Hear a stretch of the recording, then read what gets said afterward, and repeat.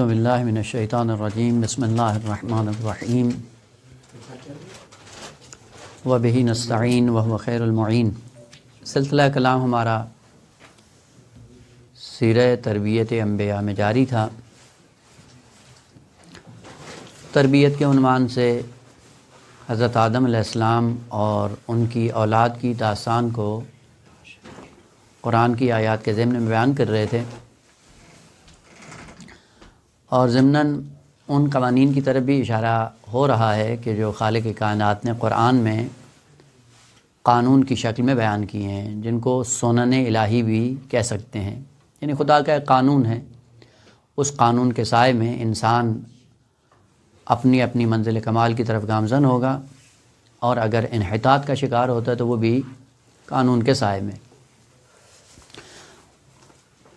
ایک قانون جس کی طرف اشارہ کیا تھا وہ یہ تھا کہ یہ سنت الہی ہے کہ کبھی بھی اجتماعی گناہ کو چھپایا نہیں جا سکتا، اور جو بھی اجتماعی گناہوں کا ارتکاب کرتے ہیں وہ دنیا میں رسوا ہو کر عالم آخرت کی طرف منتقل ہوتے ہیں۔ اب سب سے پہلے یہاں پہ رک کر اگر بحث کا رخ تھوڑا سا چینج کرنا چاہیں گے تو بات لمبی ہو جائے گی، اور وہ یہ ہے کہ گناہ اجتماعی کون کون سے ہیں اور ان کے اثرات کیا ہوتے ہیں۔ بہت لمبی بحث ہے، اور یہ بھی ایک قرآنی بحث ہے، اور اگر خود مطالعہ کرنا چاہیں تو آپ کر سکتے ہیں، لیکن ایک جم بندی کے عنوان سے میں عرض کر دوں کہ اجتماعی گناہوں میں انسان کا سلسلہ اس دنیا میں رہتے ہوئے منزل کمال کی طرف جانے کے لیے کچھ روابط ایسے ہیں کہ جو فردی ہیں، یعنی فقط انسان کی ذات سے مربوط ہیں، اور بعض روابط ایسے ہیں جو اجتماعی ہیں۔ اجتماعی روابط ان کو کہا جاتا ہے کہ جن کا اثر انسان کی ذات تک محدود نہیں رہتا، بلکہ ان کے اثرات پورے معاشرے میں باقی رہتے ہیں۔ اور گناہ بھی بعض ایسے ہوتے ہیں کہ جن کا نقصان کبھی خود انسان کی ذات کو ہوتا ہے، اور بعض ایسے گناہ ہوتے ہیں کہ جن کا اثر پورے معاشرے میں ظاہر ہوتا ہے۔ وہ گناہ جو پورے معاشرے میں تبدیلی کا باعث بنتے ہیں، ان گناہوں کو اجتماعی گناہ کہا جا سکتا ہے۔ اور اگر انسان اپنے روابط کے اعتبار سے دیکھے تو عقلی اعتبار سے 4 قسم کے روابط ایسے ہیں کہ جن میں انسان کو مشکل پیش آتی ہے، اور انہی روابط کے بل بوتے پہ اپنی زندگی کو وہ بہتر بھی بنا سکتا ہے، بدتر بھی بنا سکتا ہے۔ پہلا، انسان کا رابطہ خود اپنی ذات کے ساتھ۔ اپنی ذات کے ساتھ اس کا رابطہ کیسا ہونا چاہیے، جس سے آپ کہتے ہیں کہ گناہ فردی بھی وجود میں آتے ہیں، یعنی ایک ایسا گناہ کرتا ہے جس کا نقصان خود اس کو اپنی ذات کو ہے، اور اپنی ذات میں ہی محدود رہتا ہے، اپنی ذات سے ہٹ کر کسی اور کے لیے اس کا نقصان نہیں ہوتا۔ سوال یہ کہ آیا ایسے گناہ موجود ہیں کہ جن کا نقصان صرف انسان کو ہوتا ہو، دوسروں پہ ان کا کوئی اثر مترتب نہ ہوتا ہو؟ ظاہراً کوئی ایسا گناہ نہیں ہے۔ جہاں تک روایات یا آیات قرآنی اس بات کی طرف شاہد ہیں، وہ یہ کہ اگرچہ مثلا فرض کریں انسان نماز نہیں پڑھتا، خود کو نقصان پہنچا رہا ہے، لیکن اس کا نماز نہ پڑھنا ایک معاشرے میں رہتے ہوئے دوسروں کے لیے یہ جرأت کا سبب بنتا ہے۔ دوسرے اس کو دیکھ کر گناہ کی طرف مائل ہو جاتے ہیں، تو اس سے پتہ چلتا ہے کہ اس کا گناہ کرنا اگرچہ اس کی ذات کے لیے ہے، لیکن اس کے گناہ کرنے سے دوسروں کے اندر جرأت پیدا ہو رہی ہے، یعنی اس کے گناہ کا اثر دوسرے معاشرے میں بھی جا رہا ہے۔ آپ نجی سے نجی گناہوں پہ بھی اگر آپ غور کریں اور ان کو دقت کے ساتھ ملاحظہ کریں، حتیٰ وہ گناہ جو انسان خلوت میں انجام دیتا ہے، ان کے بعض ایسے اثرات ہیں جو انسان کی ذات پہ مترتب ہوتے ہیں، اور انسان کی ذات سے بڑھ کر پھر دوسرے معاشرے کے لیے بھی وہ مؤثر ہونا شروع ہو جاتے ہیں۔ باریک بینی سے اگر آپ دیکھنا چاہیں، مثلا وہ انسان جو تنہائی میں خلوت میں گناہ انجام دیتا ہے، انجام دینے کے بعد وہ پہلے بھی عرض کیا تھا کہ گناہ کرنے سے باب رحمت انسان پر بند ہو جاتا ہے۔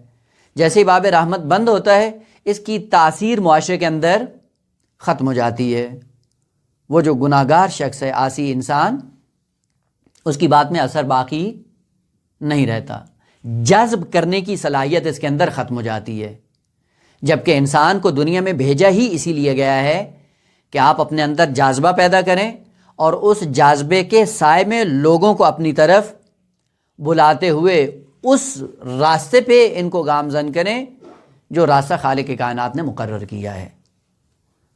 بس ایک رابطہ جو انسان کا اپنی ذات سے ہے، یہ بھی رابطہ اجتماعی ہے۔ 2، انسان کا رابطہ اپنے ہم نو سے، یعنی دوسرے انسانوں کے ساتھ اس کو کون سا سلوک کرنا ہے اور کس رویے کے تحت دوسرے لوگوں کے ساتھ اپنے روابط کو برقرار کرے گا۔ چہ بسا کہ ہم ان کو نہ جانتے ہوئے ایسے ایسے اقدام کر جاتے ہیں کہ جن کے اثرات رہتی دنیا تک پوری بشریت کے اندر جاری و ساری رہتے ہیں۔ وہ دوسرے لوگوں کے ساتھ آپ کا رابطہ کیسا ہونا چاہیے؟ رابطہ اجتماعی میں سب سے پہلا عنصر اور اہم ترین عنصر وہ ہے محبت، کہ دوسروں کے ساتھ اگر آپ کو پیش آنا ہے تو محبت کے سائے میں آپ پیش آئیں۔ اب وہ دوسرے کون ہیں؟ آپ کے بچے بھی ہو سکتے ہیں، آپ کی اولاد ہو سکتی ہے، بیوی ہو سکتی ہے، والدین ہو سکتے ہیں، صلہ ارحام ہو سکتے ہیں، دوست ہیں، ہمسائے ہیں، مومنین ہیں، یعنی جتنے بھی آپ کے ہم نو ہیں۔ البتہ طبقہ بندی اپنے حساب سے جاری رہے گی، لیکن ان روابط میں جو اہم ترین رکن ہے وہ محبت ہے۔ محبت کے سائے میں اپنے روابط کو اپنے ہم نو کے ساتھ برقرار کریں۔ تیسرا رابطہ انسان کا مخلوقات خدا کے ساتھ ہے۔ جتنی بھی مخلوقات خدا ہیں اس کے ساتھ انسان کا رابطہ کیسا ہے؟ حیوانات کے ساتھ، نباتات کے ساتھ، جمادات کے ساتھ۔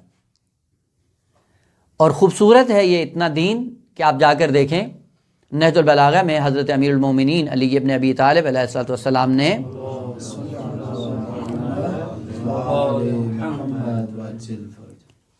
ان احکام کو اور ان روابط کو بیان کیا کہ انسان جب جہاد پہ جا رہا ہو تو کہا جب جہاد کی طرف جا رہے ہو راستے میں جو نباتات ہیں، درخت ہیں، جڑی بوٹیاں ہیں، ان کے ساتھ آپ کا رویہ کیسا ہونا چاہیے۔ اتنی باریک بینی سے معصوم نے ذکر کیا ہے کہ آپ کو حق نہیں پہنچتا ہے کہ آپ راہ خدا میں جہاد کے لیے نکلے ہیں تو ایسے راستوں کو چلو، زمین کو غیر آباد کرتے چلے جاؤ، راستے میں جو درخت ہیں ان کو کاٹنا شروع کر دو، نہ، آپ کو حق نہیں پہنچتا ہے۔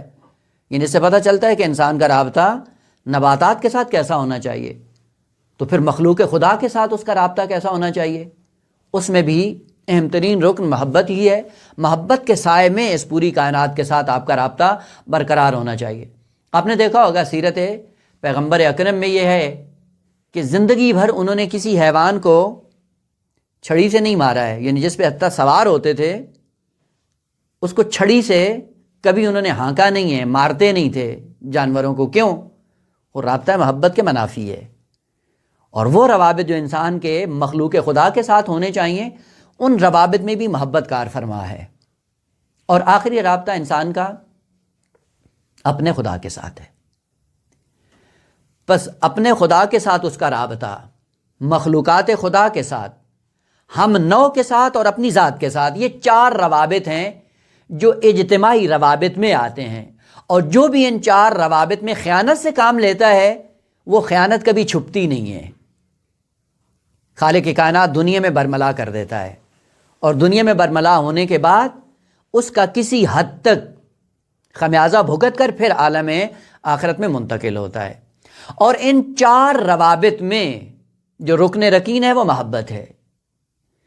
یہیں سے سوال پیدا ہوتا ہے کہ محبت کیا ہے اور محبت کن کن مخلوقات میں پائی جاتی ہے۔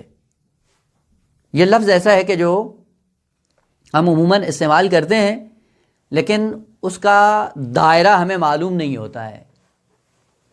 محبت ایک ایسا مقدس لفظ ہے کہ جس کی بنیاد پہ پورا دین قائم ہے، اور خالق کائنات بھی یہی فرماتا ہے، قل ان کنتم تحبون اللہ فاتبعونی یحببکم اللہ. اگر پیغمبر کا اتباع کرو تو محبوب خدا بن سکتے ہو. محبت حیوانات میں نہیں ہے، محبت ملائکہ میں نہیں ہے، محبت صرف اور صرف انسان کے اندر ہے. البتہ کسی حد تک جنات کے اندر ہے کہ وہ چونکہ مخلوق ہمارے لیے قابل فہم نہیں ہے فعلاً، لہذا اس کو سائڈ پہ رکھ دیں. انسان کے اندر صرف محبت پائی جاتی ہے. وہ کیوں صرف انسان کے اندر ہے؟ وہ پہلے پتہ چلے کہ محبت ہوتی کیا ہے. محبت ایک ایسی چیز ہے جو خالق کائنات کسی وجود میں ودیعے کے طور پہ، امانت کے طور پہ رکھتا ہے. اور کیوں رکھتا ہے؟ تاکہ اس محبت کے سائے میں انسان کمالات کو درک کر سکے. محبت کمالات کو درک کرنے کا ذریعہ ہوتا ہے. تو جس مخلوق کو کمالات طے کرنے ہوں اس کے اندر موجود ہوگا یہ عنصر، اور جس کو کمالات مل گئے ہیں اس کے اندر محبت نہیں ہوگی. یہی وجہ ہے کہ حیوانات کے اندر محبت نہیں ہے. خوب آپ دیکھتے ہیں کہ مانوس ہو جاتے ہیں حیوانات. یہ جو انس ہے یہ غریزے کی بنیاد پہ ہے، محبت کی بنیاد پہ نہیں ہے.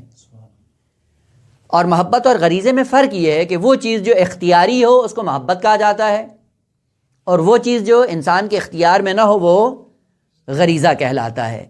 یعنی وہ چیز جو آپ کو بغیر اختیار کے دے دی جائے وہ غریزہ کہلاتا ہے، اور جس کو اپنانے کا حکم دیا جاتا ہے کہ اس کو اپناؤ اختیار کے ذریعے، وہ محبت کہلاتا ہے. پس محبت کمالات تک جانے کا ذریعہ ہے، اور جس مخلوق کو کمالات تک جانے کے لیے خلق کیا گیا ہے اس کے اندر اس چیز کو رکھ دیا گیا ہے کہ اس محبت کے سائے میں آپ کمال کو طے کر سکتے ہو. بس یہیں سے پتہ چلتا ہے کہ محبت ہے کیا. ایک طرف کمال رکھا، کمال کے اندر جاذبہ رکھ دیا، اور اس جاذبے کے لیے ایک صلاحیت انسان کے اندر رکھ دی بنام کشش. اس کشش کو محبت کہا جاتا ہے کہ انسان ہمیشہ کمال سے محبت کرتا ہے، کمال کی طرف جھکتا ہے. البتہ یہ الگ بات ہے کہ کبھی کمال کے مصداق میں انسان اشتباہ کر جاتا ہے. جس چیز کو وہ کمال سمجھ رہا ہوتا ہے در حقیقت وہ کمال ہوتا نہیں ہے. کمال کا مصداق انسان کے لیے مشتبہ ہو جاتا ہے، اور پھر عدم کمال کو کمال سمجھ کر اس کو اپنانے کی کوشش کرتا ہے. پس محبت کمال تک جانے کا ذریعہ ہے. اور چونکہ انسان وہ مخلوق ہے جس کو خالق کائنات نے کمال دے کر نہیں بھیجا ہے بلکہ کمال تک پہنچانے کے لیے صلاحیت دے کر بھیجا ہے، اس صلاحیت کے بل بوتے پہ یہ کمالات کا راستہ طے کرتا چلا جائے گا. اس لیے محبت صرف انسان میں ہوتی ہے. یہ محبت چاروں روابط میں ہونی چاہیے. اگر اس کا رابطہ اپنی ذات کے ساتھ ہے تو بنام حب نفس، آپ نے سنا ہوگا ایک اخلاقی بیماری بھی ہے اور ایک جیسے یہ کمال بھی ہے. اگر حب نفس نہ ہو تو انسان کبھی بھی کمال کی طرف گامزن نہیں ہوتا. یعنی جب تک انسان اپنے آپ سے محبت نہ کرے اپنے آپ کو بچائے گا نہیں.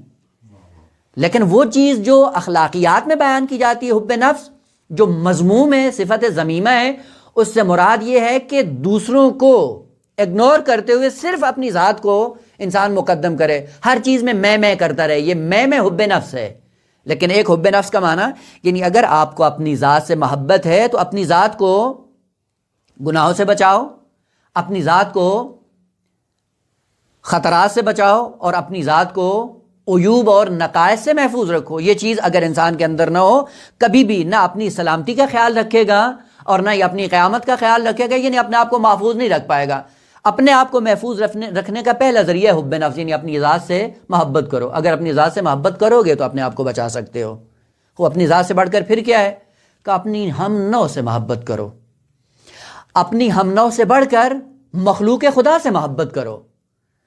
اور یہ سارے حب نفس ہو یا حب ہم نو ہو یا حب مخلوقات ہو، یہ ساری کی ساری محبت خدا کے سائے میں وقوع پذیر ہوں، اور اسی کو نام دیا جاتا ہے ولایت کا. اگر انسان ان چار روابط میں محبت کے سائے میں اپنے سفر کو جاری رکھے، ائمہ طاہرین کے قریب ہو جاتا ہے. اور جو ائمہ طاہرین کے قریب ہوتا ہے وہ اللہ کے قریب ہو جاتا ہے۔ اور گناہ اجتماعی کیا ہوتے ہیں؟ جو انسان کو ائمہ سے دور کرتے ہیں۔ وہ جب ائمہ سے دور ہوگا خدا سے بھی دور ہوگا، اور جو خدا سے دور ہوگا اس کے لیے پھر وہی جو آخرت کے خطرات ہیں، آخرت کی مشکلات ہیں، وہ اس انسان کے دامنگیر ہو جاتی ہیں۔ اسی لیے معصومین نے، آپ پوری ان کی زندگی اور پوری ان کی سیرت پڑھ کر دیکھیں، ائمہ طاہرین نے ہمیشہ اپنے آپ کو اپنے دوستوں میں مخفی پایا ہے، یعنی ہمیشہ اپنے محبین کے عنوان سے اپنے دروازے کھول کے رکھے ہیں۔ یعنی کہا یہ ہے کہ اگر آپ ہمارے قریب ہونا چاہتے ہو، ہمارے محبین کے ساتھ اچھا برتاؤ کرو۔ اگر آپ محبین ائمہ سے اپنے روابط اچھی طرح برقرار کرتے ہیں، وہ معصوم اپنے دروازے آپ پہ کھول دیتا ہے۔ اور جب محبین اہل بیت سے انسان دوری کا اظہار کرتا ہے یا دور ہوتا جاتا ہے، ویسے ویسے ائمہ اس پہ اپنے دروازے بند کر دیتے ہیں۔ وہ اس سے بڑھ کر انسان کے لیے اور کیا مقام ہو سکتا ہے کہ معصومین نے اپنی ذوات اور اپنے قرب کے لیے جس چیز کو معیار قرار دیا ہے وہ محبین ہے۔ اسی لیے جو محبین ائمہ سے اچھا برتاؤ کرتا ہے، ائمہ کی نگاہوں میں وہ عظیم ہو جاتا ہے، اور جو محبین اہل بیت سے برا سلوک کرتا ہے، ایسا مطرود ائمہ ہو جاتا ہے۔ آپ کو پتہ ہے کہ امام باقر اور امام صادق علیہ السلام کے زمانے میں تشیع کی جو حالت ہو گئی تھی، سیاسی اور اجتماعی، دینی، مالی اعتبار سے انتہائی ناگفتہ تھی۔ یعنی تشیع اور محبین اہل بیت فقر مطلق میں زندگی بسر کر رہے تھے۔ ایک طرف سے مالی اعتبار سے بہت زیادہ سختی میں تھے، اور دوسری طرف سے اجتماعی اور سیاسی حوالے سے حالت یہ ہو چکی تھی کہ جو بھی فاطمی، علوی، اہل بیت کا چاہنے والا ہوتا، معاشرے کے اندر اس کی شہادت کو قبول نہیں کیا جاتا تھا۔ آپ نے سنا ہوگا نام محمد ابن مسلم، اصحاب اجماع میں سے ہے، امام باقر اور امام صادق علیہ السلام کے صحابیوں میں سے ہے۔ آپ اس کے حالات زندگی پڑھ کر دیکھیں رجال کے اندر، علم کا یہ ایسا قلہ تھا کہ شہرت عام تھی اس کی علم کے میدان میں،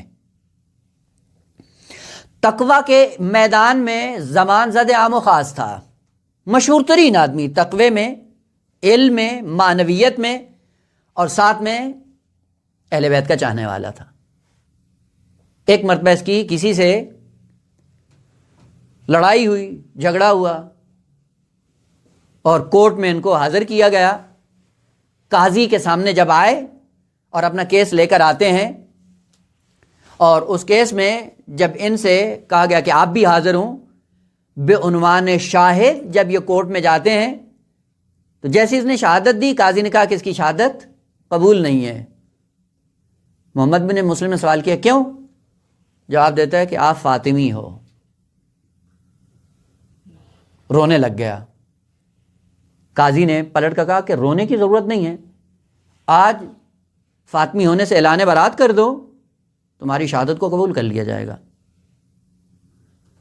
پلٹ کر محمد بن مسلم نے جواب دیا کہ میں رو اس بات پہ نہیں رہا ہوں کہ آپ نے میری شہادت قبول نہیں کی ہے، میں رو اس بات پہ رہا ہوں کہ آپ مجھے فاطمی کہتے ہو۔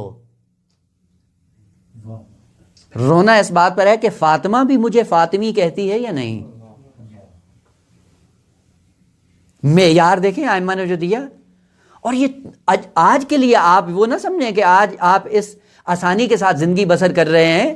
اس زمانے میں علوی ہونا، فاطمی ہونا بہت بڑا عیب اور بہت بڑا گناہ تھا۔ دوسرا نمونہ اسحاق ابن عمار، دیکھا ہوگا یہ بھی اصحاب اجماع میں سے ہیں، اور بہت برجستہ ترین شخصیت تاریخ کی، کوفی ہیں، اور مالی اعتبار سے سب کمزور تھے۔ روایت ہے بہار میں، البتہ پڑھنے کی ضرورت ہے، ایڈریس عرض کر دیتا ہوں، بہار الانوار جلد نمبر 5 صفحہ 324۔ البتہ رجال میں بھی جا کر دیکھیں گے اسحاق ابن عمار تو وہ روایت مفصل موجود ہے، اور روایت صحیح سند ہے، معتبر ترین روایت، اور خود راوی بھی اسحاق ابن عمار ہے۔ غریب آدمی تھا، مالدار نہیں تھا، وہ خالق کائنات نے لطف کیا، توفیق ہوئی، آہستہ آہستہ اس نے مال جمع کرنا شروع کیا، کوفے کا مالدار آدمی بن گیا۔ مال جب بہت زیادہ جمع ہوا تو اسحاق ابن عمار نے ایک شخص کو اپنے گھر کے دروازے پہ معین کیا تھا بنام بواب۔ البتہ عربی میں ہوتا ہے بواب، یعنی جو انسان کے کاموں کو انجام دینے کے لیے ایلچی کی حیثیت رکھتا تھا، اس کو باب بھی کہا جاتا ہے، اور اسی کی جمع بواب۔ کیوں مقرر کیا ہوا تھا؟ کہا کہ صرف آپ کا کام یہ ہے کہ جتنے بھی شیعہ، البتہ آج کے معنی میں شیعہ اصطلاح یعنی مومنین محبین اہل بیت، جو میرے دروازے پہ آئے تو ان کو واپس پلٹا دینا، اور کسی کو میرے گھر پہ آنے کی اجازت نہیں ہے، تاکہ کوئی آ کے اپنی حاجات میرے سامنے ذکر نہ کرے اور مجھے ان کی حاجات پوری کرنے کے بعد وہ شہرت نہ ملے جس شہرت سے ممکن ہے میں خراب ہو جاؤں۔ نیت اچھی تھی۔ نیت کیا تھی؟ کہ میں مالدار ہوں، ظاہر سی بات ہے اگر مالدار ہیں اور شیعہ بھی ہوں، اہل بیت کا ماننے والا بھی ہوں، تو شیعوں کی توقعات بھی ہوں گی۔ ظاہر اہل بیت کا ماننے والا ہے، اپنا ہے، اور اس کے سامنے تو اپنی حاجتوں کو رکھا جا سکتا ہے اور وہ پوری بھی کر دے گا۔ ان کے ذہن میں جو چیز تھی وہ یہ تھی کہ اگر یہ سلسلہ میرا جاری رہے گا تو لوگوں کی زبانوں پہ میرا نام آئے گا، شہرت آئے گی، ممکن ہے اس شہرت کے نتیجے میں راہ خدا سے منحرف ہو جاؤں۔ بہت سے ایسے لوگ ہیں جو شہرت کے نتیجے میں نابود ہو جاتے ہیں، دائرہ دین سے حتیٰ تکذیب خدا تک جا پہنچتے ہیں اگر ان کی شہرت کو خطرہ لاحق ہو جائے، اور شہرت کے لیے نہ جانے کیا کیا کرتے ہیں۔ تو اس نے بھی اسی چیز کو کہا کہ شاید اس شہرت کے نتیجے میں میں صراط مستقیم سے منحرف نہ ہو جاؤں، اس لیے ایک شخص کو معین کیا کہ جب بھی کوئی شیعہ آئے میرے دروازے پہ اس کو اندر آنے کی اجازت نہیں ہے۔ خود ذکر کرتے ہیں، ان اسحاق ابن عمار قال، خود فرماتے ہیں، لما کثر مالی، جب مال زیادہ ہو گیا میرا تو میں نے کیا کیا، اجلست علی بابی بوابا، ایک آدمی کو، خادم کو مقرر کیا کہ آپ کا کام کیا ہے، یہاں پہ میرے دروازے پہ کھڑے رہو، کہ وہ کیا کرے، یرد عنی فقراء الشیعہ، جو شیعہ فقیر ہیں ان کو میرے گھر میں آنے کی اجازت نہ دے۔ کہتے ہیں اس کو مقرر کیا اور اسی سال میں مکہ کی طرف گیا حج کے لیے۔ فخرجت الی مکہ فی تلک السنہ، اسی سال مکہ کی طرف میں نے سفر کیا۔ فدخلت علی ابی عبداللہ علیہ الصلوۃ والسلام، امام صادق سے ملاقات ہوئی۔ کیا ہوا، فسلمت علیہ، سلام کیا امام علیہ السلام کی خدمت میں۔ امام علیہ السلام نے کیا، فرد علی بوجہ قاطب، وہ امام نے جو سلام کا جواب دیا وہ کس طرح تھا، امام نے چہرہ اپنا سکوڑ لیا اور ایک خاص تنفر آمیز انداز اپنا کر امام نے سلام کا جواب دیا۔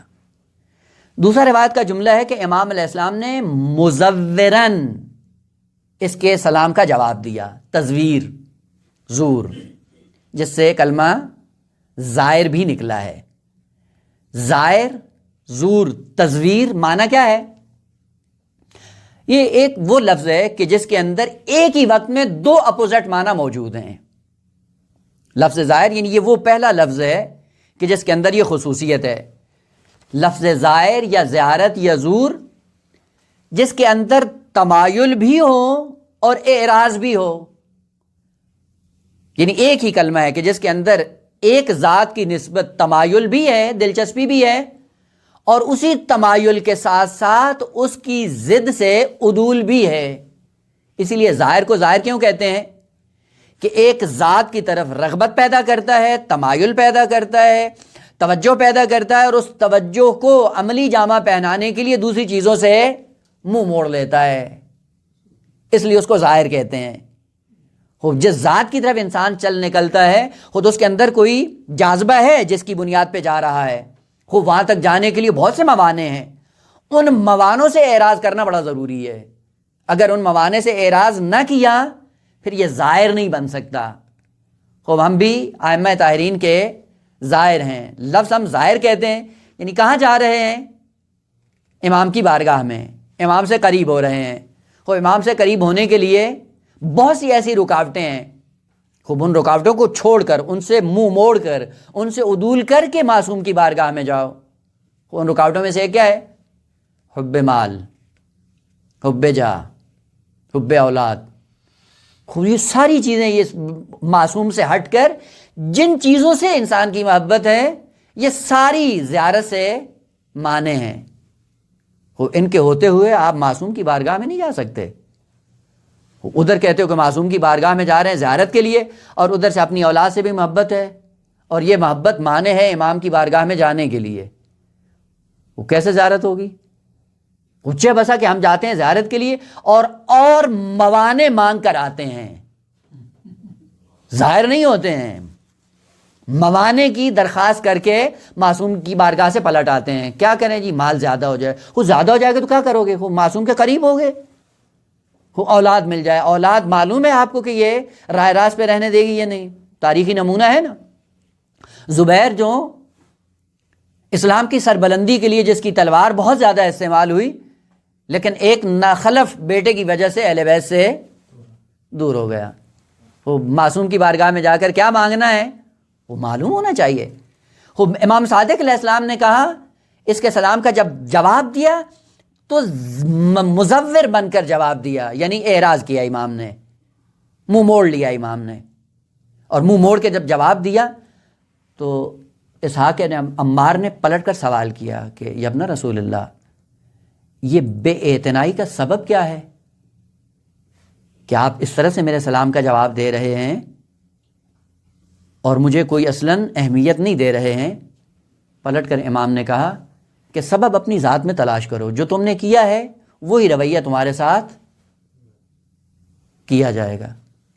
کہ تمہیں پتہ نہیں ہے کہ ہمارے شیعہ اس زمانے میں جب ان کی بہت زیادہ ضروریات ہیں اور وہ ضرورت مند ہیں، تم نے اپنا دروازہ بند کر دیا ہے.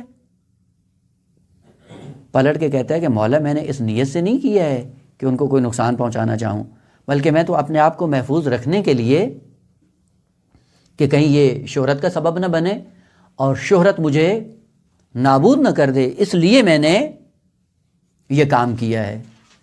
ہوتا ہے آقا کبھی کبھی جب معصوم سے ہٹ کر انسان متقی بننے کی کوشش کرتا ہے اس کی مشکل یہی ہوتی ہے.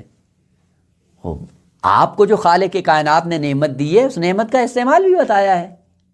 نعمت کو جمع کرتے جا رہے ہو اور اپنے وہم و گمان میں یہ کہہ رہے ہو کہ نا جی شہرت کا مسئلہ بنے گا اس لیے میں ان کی ضرورتوں کو پورا نہیں کرتا ہوں. یہ کون سا تقویٰ ہے؟ یہ کون سا دین ہے؟ ہم بھی کبھی کبھی دین کے نام پہ ایسی بے دینیاں کرتے ہیں جو ہماری خواہشات پر مبنی ہوتی ہیں، نہ یہ کہ وہ دین کا حصہ ہوتی ہیں. دین کے سائے میں غیر دینی کام کرتے ہیں اور پھر ان سے اگر پوچھا جائے تو کیا ہے، یہ تو سب سے بڑا دین یہی ہے. اپنی بات کروں، میں مثالیں جو دیتا ہوں وہ صرف اس لیے ہیں کہ مطلب واضح، اور البتہ مخاطب بھی اس کا میں خود ہی ہوں. بعض بزرگوں کے بقول کہا کہ یہ جب تک عالم دین نہیں ہوتا ہے اس وقت تک دوسرے کے مسائل میں احتیاط کرتا ہے، اور جس دن سے یہ عالم دین بن جاتا ہے پھر دین سمجھنے کے بعد پھر توجیہ اور تعویل کا راستہ اس کے لیے کھل جاتا ہے. بزرگ کی تعبیر کے مطابق کہتے جب ان کے پاس پیسہ نہیں ہوتا ہے تو ان کو تقویٰ، معنویت، اس کی باتیں بھی بہت کرتا ہے، متقی بھی بہت ہوتا ہے، اور جس دن اس کے پاس پیسہ آنا شروع ہو جائے، بیت المال آنا شروع ہو جائے، مال امام آنا شروع ہو جائے، اس دن سب سے پہلا کائنات کا مستحق یہ خود ہوتا ہے. اور اس سے بڑھ کر اگر تھوڑا سا دین کا مظاہرہ کرے تو پھر کیا ہوتا ہے، بیوی بچے مستحق ہوتے ہیں، ان سے ہٹ کے ان کو کوئی بشر نظر نہیں آ رہا ہوتا ہے. اور اس سے زیادہ اگر اس نے تیر مارا تو اولاد اور داماد ہیں، کہا ان کے بعد ان کو کوئی مستحق نظر آتا ہی نہیں ہے. اور یہ سارا کس کے سائے میں ہو رہا ہوتا ہے؟ دین کے سائے میں. خود دین کے سائے میں یہ کام کر رہے ہو، معصوم کو بھی یہ پسند ہے یا نہیں ہے؟ یہ اسحاق ابن عمار کی یہ روایت بتاتی ہے کہ کام وہ کرو جو ائمہ کو پسند ہو، اور ائمہ نے ہمیشہ یہی کہا ہے، کہا کہ یہی مومنین، یہی محب ہمارے باب ہیں. اگر ہماری ذات تک آنا چاہتے ہو ان کی خدمت کرو، ان کی خدمت میں رہو، اور اگر ان کی خدمت کی ہم خود آپ کی زیارت کے لیے آئیں گے، اور اگر ان کو طرد کر دیا تو یاد رکھو ہم میں ہماری زیارت اور ہماری شفاعت اور ہمارے قرب کی امید نہ رکھنا. اور اسحاق ابن عمار کی یہ روایت آخر میں ذکر کرتے ہیں، امام صادق فرماتے ہیں یا اسحاق اما علم، کیا نہیں جانتے؟ البتہ روایت مفصل، میں فقط اس کو گلچین کر رہا ہوں. اما علم، جانتے نہیں ہو کہ ان المؤمنین، جب دو مومن اذا التقیا آپس میں ملاقات کرتے ہیں، فتصافحا فقط مصافحہ کرتے ہیں، تو ہوتا کیا ہے؟ انزل اللہ بینہما مئۃ رحمت، 100 قسم کی رحمتیں خالق کائنات عطا کر دیتا ہے، نازل کرتا ہے۔ اور یہ جو 100 رحمت نازل ہو رہی ہوتی ہے دو مومنوں کے درمیان، ان میں سے 99 رحمت اس مومن کے لیے ہوتی ہیں جس نے دوسرے کی نسبت محبت کا اظہار زیادہ کیا ہوتا ہے۔ یہ بھی اظہار کر رہا ہے، دوسرا بھی اظہار کر رہا ہے کہ جس کے اندر محبت شدید ہوتی ہے اس کو 99 درجات ملتے ہیں، اور جس کی محبت کم ہوتی ہے اس کو 1 درجہ ملتا ہے۔ آپ کو پتہ ہے کہ آپ کے دروازے پہ جو مومنین آتے ہیں وہ محبت کے بل بوتے پہ آتے ہیں کہ یہ امام کا چاہنے والا ہے اور ہم اس وقت ضرورت مند ہیں، اور اگر اس نے ہماری مشکل حل نہ کی تو کون کرے گا؟ کہ جو اس نیت سے آپ کے دروازے پہ آتا ہے، آپ دروازہ بند کر دیتے ہو، توقع رکھتے ہو کہ امام صادق تمہیں گرم جوشی سے تمہارا استقبال کرے۔ وہیں پہ اسحاق بن عمار نے کہا کہ پتہ چل گیا کہ اہل بیت کی محبت، اہل بیت کے قرب اور اہل بیت کی ولایت کا معیار کیا ہے۔ خوب آج بھی ہم بھی اگر عموماً ہم دعائے فرج بہت پڑھتے ہیں، اور چہ بسا کہ ایک ایک سانس میں لمبی لمبی تجوید کے ساتھ اللہم کن لولیک الحجۃ ابن الحسن خوب جو پڑھ رہے ہو، اور امام کی قرب کے خواہاں ہو اور امام کی ولایت کے سائے میں آنا چاہتے ہو، کیا کرو؟ راستہ وہی ہے جو ائمہ نے ذکر کیا ہے۔ وہ کتنی مشکلات آپ نے محبین ائمہ سے دور کی ہیں؟ کچھ کیا ہے ایسا کام؟ اگر ایسا کوئی کام کیا ہے ان کے چاہنے والوں کے لیے، ان کی کوئی مشکل حل کی ہے، خوب توقع رکھو کہ پھر امام سے ملاقات ہوگی۔ لہذا آگا یہ ایک دین وردی بنا کر تسبیح اٹھا کر سارے ورد کرتے رہنا، لمبی لمبی آیتیں پڑھنا، پورے پورے پارے قرآن کی تلاوت کرتے رہنا، کوئی اجر ہے ان کا؟ وہ کہا کہ روابط اجتماعی میں اگر آپ نے محبین اہل بیت کی کسی مشکل کو حل نہیں کیا ہے، آپ یقین جان لو کہ آپ کی اجتماعی کوئی حیثیت نہیں ہے، اور خصوصاً ائمہ طاہرین کے نزدیک کوئی حیثیت نہیں ہے۔ اور اب وہ واقعات جا کر دیکھیں جو تنہائی میں خلوت میں جا کر کسی ایک مومن کی مشکل کو حل کرتا ہے، ائمہ طاہرین کس طرح سراہتے ہیں۔ واقعات بہت زیادہ ہیں اس صدد میں، اب واقعات کو بیان کرنا مقصود نہیں ہے، عرض کرنا مقصود یہ تھا کہ اجتماعی روابط میں جو چیز کار فرما ہے وہ محبت ہے۔ محبت کے سائے میں ان روابط کو برقرار کرنا ہے، اور یہ محبت انسان کے لیے کمال کا ذریعہ بنتی ہے۔ اس محبت کے سائے میں آپ ولایت ائمہ کے قریب ہوتے ہیں، ائمہ کے قریب ہونے کے بعد آپ کو باب توحید میں داخل کیا جائے گا، اور جب تک آپ اپنے ہم نو کی خدمت نہیں کر سکتے، ان کی کوئی مشکل حل نہیں کر سکتے، آپ پہ دروازے معصومین کے بند ہیں۔ وہ کیا کریں کہ معصومین کی ایک نظر کرم ہم پہ ہو، کا راستہ یہی ہے، ان کے ہم نو کی اتنی خدمت کرو، اور اس خدمت کے بعد دیکھو پھر ائمہ طاہرین کس طرح سے آپ کو اپنا قرب عطا کرتے ہیں۔ بس اجتماعی گناہ کبھی بھی چھپتا نہیں ہے، برملا ہو جاتا ہے، اور یہ خدا نے وعدہ کیا ہے کہ اجتماعی گناہ اگر کیا تو خداوند عالم رسوا کرے گا، اور اگر اجتماعی حسنات کو انجام دیا تو خالق کائنات قیامت تک سراہتا رہے گا۔ یعنی گناہ بھی نہیں چھپتا ہے، حسنہ بھی نہیں چھپتا ہے۔ آپ طاغری کے نمونے دیکھ لیں، قابیل کی داستان کسی کو پتا تھا کہ یہ بھی کوئی ہے؟ آج پوری بشریت قابیل کی داستان سے آگاہ ہے، چونکہ اجتماعی گناہ کا مرتکب ہوا ہے، لہذا برملا ہوا ہے، رسوا بھی ہوتا رہا ہے۔ اور ادھر جناب یوسف علیہ السلام کو دیکھو کہ اپنے دامن کو بچاتا ہے خلوت میں، اور فقط ایسا نہیں تھا کہ گناہ کا اثر فقط جناب یوسف پہ ہوتا، وہ جو ہادی بن کر آیا اگر وہ آلودہ ہو کر معاشرے کے اندر آئے گا، وہ پوری بشریت کو کیسے ہدایت کے جاتے پہ گامزن کرے گا؟ تنہائی میں اپنے آپ کو محفوظ کیا، اور ایسا حسنہ انجام دیا جو آج بھی انسان کے کمال تک جانے کا ذریعہ بنا ہوا ہے۔ خالق کائنات نے پوری دنیا میں اس کے کمال کو برملا کر دیا۔ ہر عام و خاص شخص جانتا ہے کہ جناب یوسف علیہ السلام نے اپنے آپ کو کس کمال سے وابستہ کیا اور کس آلودگی سے اپنے آپ کو مبرہ اور منزہ قرار دیا۔ خوب اجتماعی گناہ کبھی بھی چھپتا نہیں ہے، اور وہ گناہ یعنی جس کے اثرات اجتماع کے اندر ظاہر ہوں، اگر ان گناہوں سے انسان آلودہ ہوتا ہے، آبرو مندانہ اس دنیا سے کبھی بھی منتقل نہیں ہوگا۔ قابیل نے یہ گناہ انجام دیا، گناہ انجام دینے کے بعد ذلیل و خوار ہوا، اور ذلیل و خوار ہونے کے بعد فقط یہاں تک نہیں بلکہ روایات میں یہ قانون کے طور پہ ذکر ہوا ہے کہ 7 ایسے لوگ ہیں جن کا قیامت کے دن عذاب منفرد ہوگا۔ 7 لوگ قیامت کے دن منفرد عذاب میں مبتلا ہوں گے اور پوری بشریت کے سامنے وہ عبرت کا نمونہ بنے ہوئے ہوں گے۔ 7 لوگ کون ہیں؟ وجہ کیا ہے یہ 7 لوگ الگ الگ ہوں گے، منفرد ہوں گے؟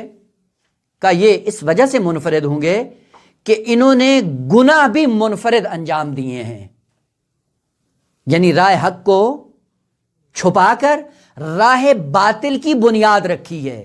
پہلا کام جو بھی انسان کرتا ہے بنیاد رکھتا ہے، اور وہ کام کی بنیاد رکھنے کے بعد پوری بشریت اس کے نقش قدم پہ چلتی ہوئی اگر ان گناہوں میں مبتلا ہوتی ہے تو یہ شخص جو منفرد اینٹ رکھ کے گیا ہے اس کا عذاب بھی منفرد ہوگا۔ پہلا شخص جو منفرد عذاب میں مبتلا ہوگا وہ قابیل ہے۔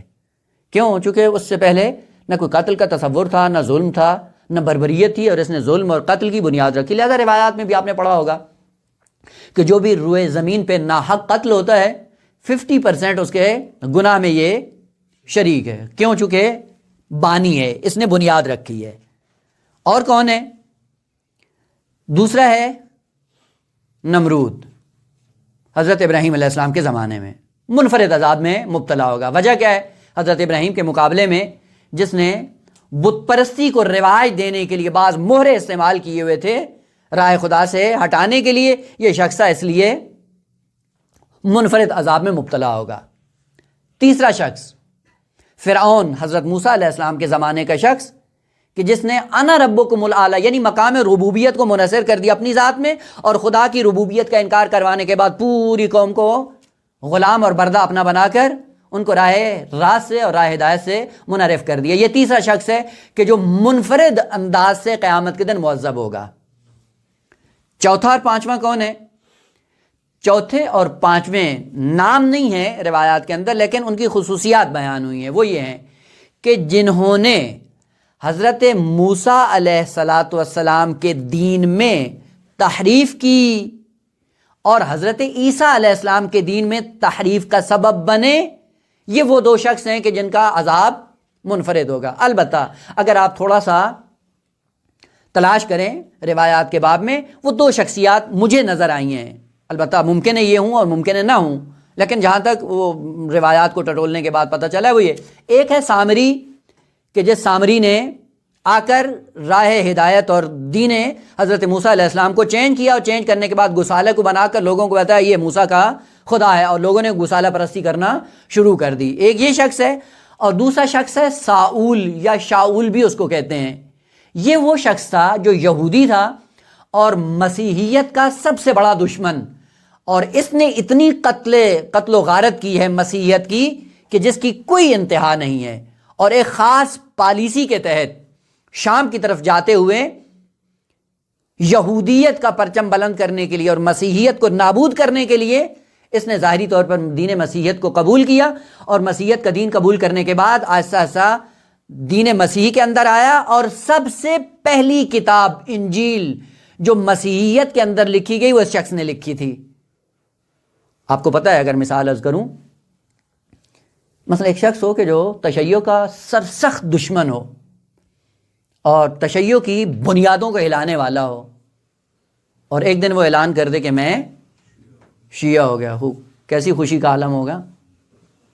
بین ہی اسی خوشی کا عالم مسیحیت کے اندر پھیل گیا تھا، اور جو قتل عام یہ کرتا تھا، یہ جس کے نام سے مسیحی ڈرتے تھے، اب وہ جاتا ہے شام کی طرف اور جس سے واپس آتا ہے کہتا ہے میں مسیحی ہو گیا، اعلان مسیحیت کر دیتا ہے۔ اور پیچھے ایک داستان گھڑ لی، اور داستان گھڑنے کا سبب کیا تھا؟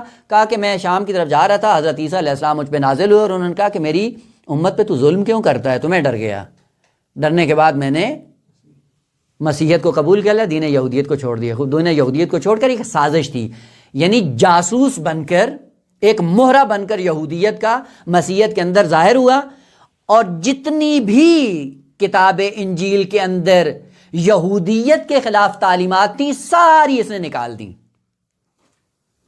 پہلی کتاب انجیل اس نے لکھی اور وہی انجیل آج بھی مسیحیت کے اندر موجود ہے. بھلا انجیل اگر خالق کائنات کا کلام ہے جو حضرت عیسیٰ علیہ السلام پہ نازل ہوا ہے تو اس انجیل کے اندر بھی یہودیت منفور ہے, تورات کے اندر بھی یہودیت منفور ہے, قرآن کے اندر بھی یہودیت منفور ہے. لہذا خالق کائنات قرآن میں کیا ارشاد فرماتا ہے؟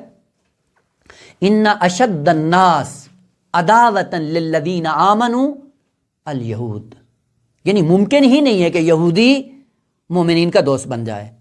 اور یہ عداوت ان کی فقط مسلمانوں سے نہیں ہے, مسیحیت کے ساتھ بھی ان کی یہ عداوت ہے. لیکن مسیحیت کے ساتھ انہوں نے چال چلی, پوری انجیل کو تعریف کر دیا, کہ یہ دو شخص قیامت کے دن منفرد انداز میں معذب ہوں گے.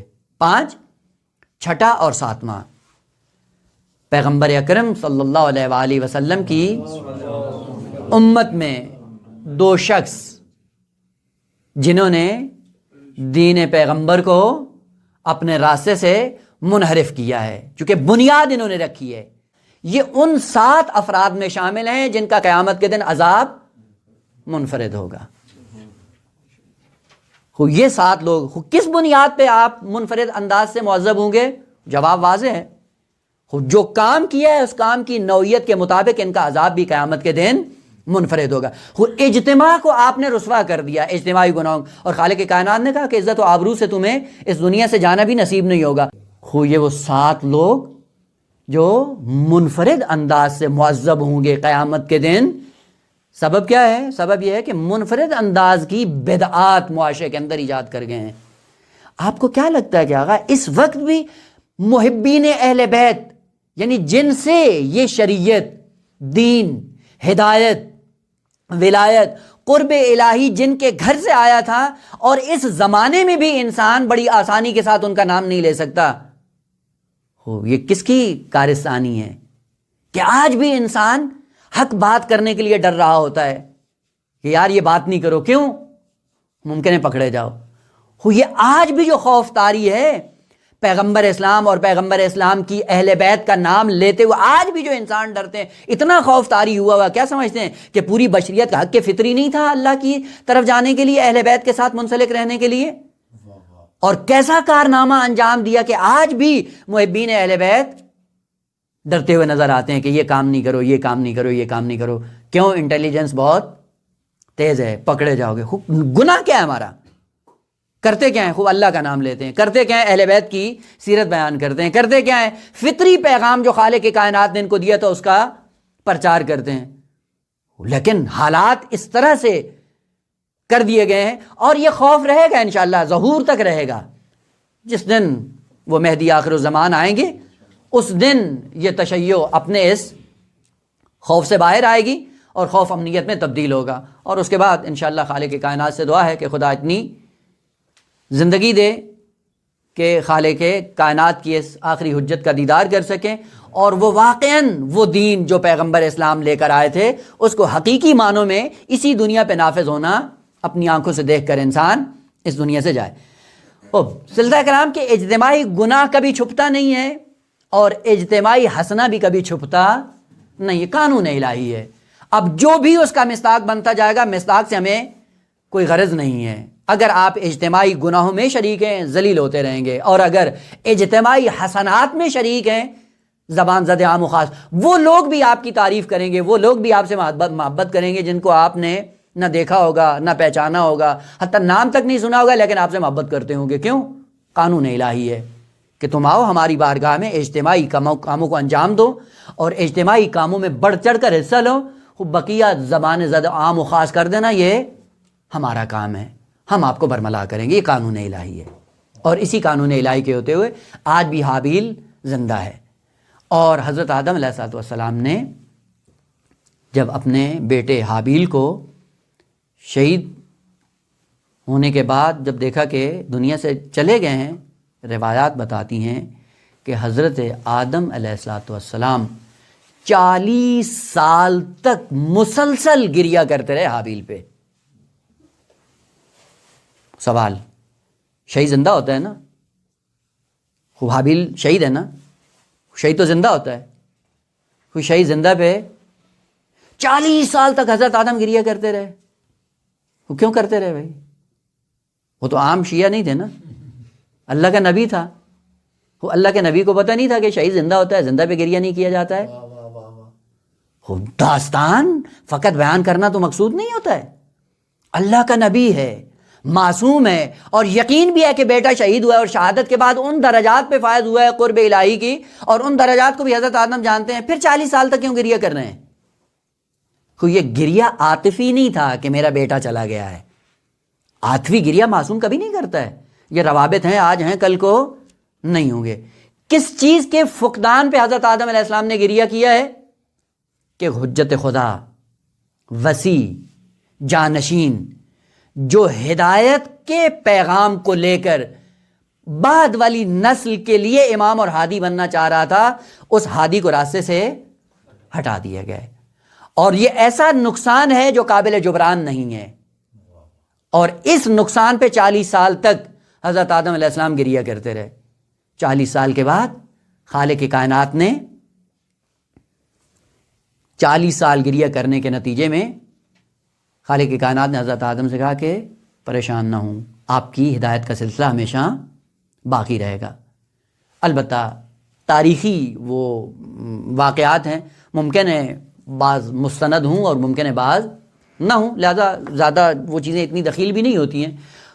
خالق کائنات نے حضرت آدم علیہ السلام کو حضرت شیس علیہ السلام عطا کیا، جس کا نام ہی ہبۃ اللہ تھا، اللہ کا ہدیہ، اللہ کا عطیہ خالق کائنات نے ان کو عطا کیا، اور اس ہبۃ اللہ یعنی شیس کے نتیجے میں آہستہ آہستہ حضرت آدم علیہ السلام کے اندر سکون پیدا ہوا کہ ہاں کوئی ہے جو میرے راستے کو آگے بڑھائے گا۔ خوب، ایک طرف سے قابیل اور دوسری طرف سے حابیل دنیا سے چلے گئے۔ خود نسل انسانی کس سے بڑھی؟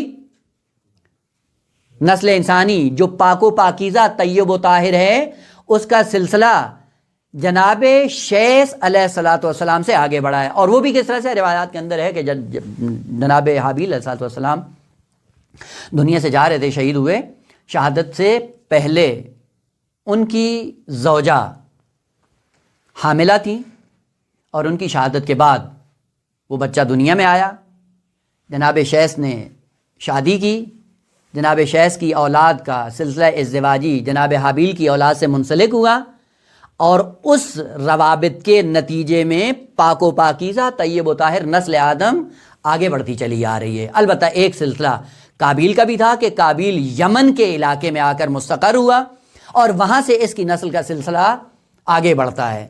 خب اب وہ جو یمنی ہیں، یعنی آج کا یمن ممکن ہے وہ نہ ہو، چونکہ ظاہر ہجرت ہوتی ہے، ہجرت میں یہاں کے لوگ کہیں اور چلے جاتے ہیں، اور کہیں اور سے لوگ منتقل ہو کر اس جگہ میں آ جاتے ہیں، لیکن وہ یمن مرکز تھا قابیل کی نسل کا، کہ وہاں سے وہ نسل پھر آگے بڑھتی ہے۔ لیکن وہ جو ہادی ہیں، وہ جو رہبر ہیں، وہ جو ائمہ ہیں، وہ جو معصومین ہیں، وہ جو انبیاء ہیں، وہ حضرت شیس علیہ السلام کی نسل سے آگے بڑھے ہیں، لہذا کوئی معصوم ایسا نہیں ہے جس کا سلسلہ نسب قابیل سے جا ملتا ہو۔ سب معصومین ایسے ہیں کہ جن کا سلسلہ جناب حابیل سے جا کے ملتا ہے، اور حابیل سے یعنی منسلک ہوتے ہیں جناب شیس اور حابیل سے، اور ان سے ہوتا ہوا حضرت آدم سے جا کے رشتہ ان کا منسلک ہوتا ہے، اور وہیں سے سلسلہ آگے بڑھتا ہے، معصومین کا بھی انبیاء کا بھی۔ خود یہاں پہ دوسرا نقطہ تھا کہ قابیل نے پھر کیا کیا؟ حضرت حابیل کو شہید کرنے کے بعد کیا کیا؟ یہاں پہ وہی قرآن کی آیت ہے، فَطَوَّعَتْ لَهُ نَفْسُهُ قتل اخیہ، طوعت، جب قتل کیا، اور قتل بھی کیا کیا؟ طوعت کی صورت میں۔ طوعت باب تفعیل ہے، باب تفعیل تدریج کا معنی دیتا ہے، یعنی وہ کینہ، حسد آہستہ آہستہ تدریجاً درجہ بدرجہ بڑھتا گیا بڑھتا گیا بڑھتا گیا، یہاں تک کہ وہ بھائی کا قاتل بن گیا۔ یعنی ایسے نہیں تھا کہ بس جیسے ہی دیکھا فوراً قتل کر دیا، نہ، گناہ پہلے کیا ہوتا ہے؟ آ کے پہلے اپنا اثر چھوڑتا ہے آہستہ آہستہ تدریجاً، اور وہی کینہ اور وہی حسد اس حد تک جا پہنچا کہ قاتل بن گیا جناب حابیل علیہ السلام کا۔ یہاں سے شیطان نے فرصت سے استفادہ کیا، اور فرصت سے استفادہ کرتے ہوئے کیا کہا کہ آپ کو پتہ ہے کہ حابیل کی قربانی کیوں قبول ہوئی؟ آپ کو پتہ ہے نا کہ قربانی جب کی جاتی تھی تو آسمان سے بجلی، نور آتا، آتش، آگ، اور وہ اس قربانی کو ختم کر دیتی، ختم کرنے کے بعد پتہ چل جاتا ہے کہ اس کی قربانی قبول ہوئی ہے۔ شیطان نے آ کے قابیل کو سمجھایا کہ پتہ ہے کہ اس کی قربانی کیوں قبول ہوئی ہے؟ کہ اس لیے کہ وہ عاطف پرست تھا، آتش کی پوجا کرتا تھا، اس لیے مقرب بارگاہ الہی بنا ہے۔ اور اگر تم بھی چاہتے ہو اپنے آپ کو اللہ کی بارگاہ میں قریب کرنا چاہتے ہو تو اس آتش کی پوجا کیا کرو۔ دیکھیں ایک بات، شیطان کبھی کسی نقطے پہ جا کے قانے نہیں ہوتا۔ یعنی آپ یہ ذہن سے نکال دیں کہ اگر ایک گناہ شیطان اگر کرواتا ہے اور اس گناہ میں آلودہ ہو جائے تو شیطان آپ کی جان چھوڑ دے گا، نہیں۔ یعنی کسی حد پہ یہ راضی نہیں ہوتا۔